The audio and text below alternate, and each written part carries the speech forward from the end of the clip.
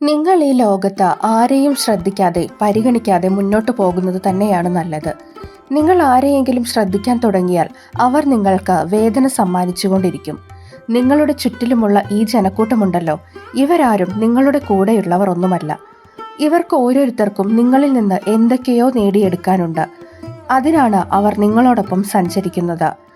അവരുടെ ആവശ്യങ്ങൾ നേടിയെടുത്തു കഴിഞ്ഞാൽ പിന്നെ നിങ്ങൾ തീർത്തും ഒറ്റയ്ക്കാവും.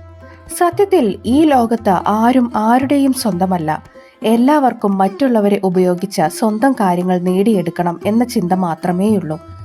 ഈ ലോകം സ്വാർത്ഥതയുടേതാണ്. നിങ്ങളെ സമീപിക്കുന്ന ഏതൊരു വ്യക്തിയും ഇതേ താല്പര്യങ്ങളോടെയാണ് അത് ചെയ്യുന്നത്. ഇവിടെ ആരും നിങ്ങളുടെ കൂടെയുണ്ടാകില്ല, ആരും നിങ്ങളോടൊപ്പം സഞ്ചരിക്കില്ല. ഈ ലോകത്തിന്റെ വെല്ലുവിളികളോട് നിങ്ങൾക്ക് ഒറ്റയ്ക്ക് തന്നെ പോരാടേണ്ടതുണ്ട്, ഒറ്റയ്ക്ക് തന്നെ മുന്നോട്ട് പോകേണ്ടതുണ്ട്. നിങ്ങൾക്ക് ഏതൊരു ബന്ധം എടുത്തു നോക്കിയാലും ഇന്ന് ഒരു കാര്യം കാണാൻ കഴിയും. നിങ്ങളിൽ നിന്ന് എത്ര വലിയ നേട്ടങ്ങൾ നേടിയെടുക്കാനുണ്ടോ അത്രയും വലിയ സ്നേഹം അവർക്ക് നിങ്ങളോടുണ്ടാകും. നിങ്ങൾ ആ വ്യക്തിക്ക് നിങ്ങളുടെ സകലതും നൽകിക്കൊള്ളൂ, എങ്കിലും ആ വ്യക്തി നിങ്ങളോടൊപ്പം ഉണ്ടാകില്ല. അവരുടെ ആവശ്യം കഴിയുന്നത് വരെ മാത്രമേ അവർ നിങ്ങളോടൊപ്പം ഉണ്ടാകൂ.